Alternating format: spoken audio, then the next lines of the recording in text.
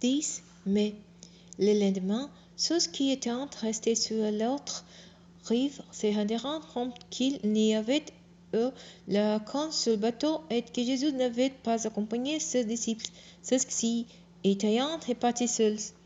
Entre-temps, d'autres bateaux étaient arrivés de Tibériade, près de l'endroit où toute cette foule avait été nourrie après que le Seigneur ait remercié Dieu. Quand les gens virent que Jésus n'était pas là, et ses disciples non plus, ils montèrent dans ces bateaux pour aller à Capernaum, à la recherche de Jésus.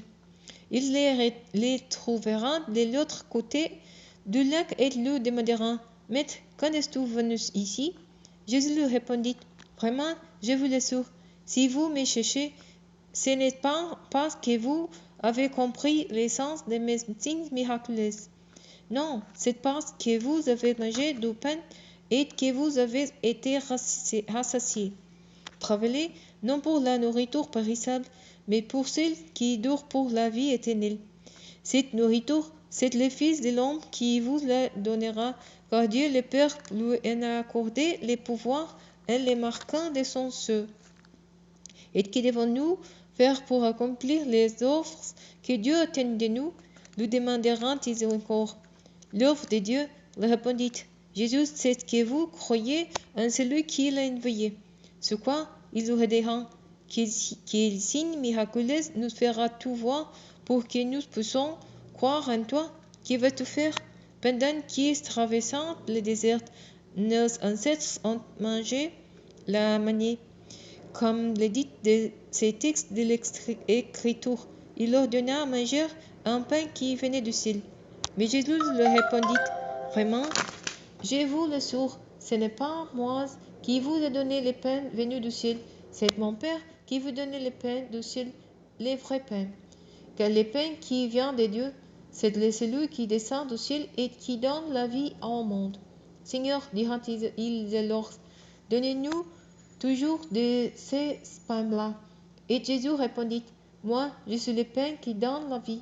Celui qui vient à moi n'aura plus jamais faim. Celui qui croit en moi n'aura plus jamais soif. Mais je vous l'ai déjà dit. Vous avez-vous et vous ne croyez pas. Tous ceux que le Père me donne viendront à moi, et je ne repousserai pas celui qui vient à moi. Car si je suis descendu du ciel, ce n'est pas pour faire ce qui me plaît, mais pour accomplir la volonté de celui qui m'a envoyé. Ou celui qui m'a envoyé veut que je ne perde compte des choses qu'il m'a données, mais que je les ressuscite au dernier jour. Oui, telle est la volonté de mon Père, que tous ceux qui tournant leurs regards vers le Fils et qui croyant en lui possédant la vie éternelle, et moi, je les ressusciterai au dernier jour. Alors les gens se mirent à murmurer contre lui parce qu'il avait dit: C'est moi qui suis le pain descendu du ciel. Ils disent: Voyons, n'est-ce pas Jésus, le fils de Joseph? Nous connaissons bien son père et sa mère. Comment peut-il prétendre qu'il est descendu du ciel?